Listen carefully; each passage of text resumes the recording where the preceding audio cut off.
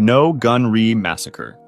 In the summer of 1950, during the Korean War, one of its darkest tragedies took place at a railway bridge near the village of No Gun Ri. U.S. commanders were afraid that North Korean soldiers were disguising themselves as civilians, so they ordered refugee movements to be blocked. Declassified documents later showed that some commands actually went even further, authorizing troops to fire on groups of civilians who approached. Then, disaster struck. As waves of refugees fled south from the advancing North Korean army, they reached U.S. lines. There, they were stopped, searched, and grouped near the railway tracks by No Gun Ri. American planes then shot at them. Survivors say ground troops soon opened fire too, driving them into the culverts and pinning them down in the bridge underpasses. Hundreds of South Korean refugees, mostly women, children, and the elderly, were caught under fire, and for 3 days, families screamed as they piled bodies on top of one another for cover, drank from a stream turned red with blood, and watched children die beside them. The death toll has long been debated, with survivors speaking of about 400 people killed, and U.S. veterans giving numbers ranging from dozens to several hundred. A South Korean government inquiry was able to confirm 163 people dead or missing by name, along with 55 wounded, and concluded that the real toll was likely much higher, around 250 to 300. Nearly half of the confirmed victims were children. For decades, the story was silenced, as survivors lived in fear under South Korea's authoritarian governments. It was not until 1999 that the Associated Press exposed the story worldwide, interviewing survivors and U.S. veterans. The reporting won a Pulitzer Prize and forced both the U.S. and South Korean governments to investigate. The U.S. Army's 2001 report admitted that civilians had been killed by American air and ground fire, but claimed there had been no orders to deliberately massacre them. It described the killings as a tragic accident of war. President Bill Clinton expressed deep regret and admitted things happened which were wrong. Instead of compensation, the U.S. funded a memorial and scholarships, which survivors rejected. South Korean investigators, however, concluded that there had almost certainly been orders to fire, pointing to missing records, consistent testimony, and orders from the time to treat refugees as enemy agents. Later, more declassified documents strengthened the case. One was a letter dated July 26, 1950, from the U.S. ambassador in Seoul, reporting that the U.S. military had adopted a policy of shooting refugee groups approaching its lines. This and other incriminating records had been deliberately left out of the Army's official report. No Gun Ri also set off wider investigations in South Korea, uncovering more than 200 other cases of alleged U.S. killings of civilians in the early years of the war, including refugee bombings and mass executions.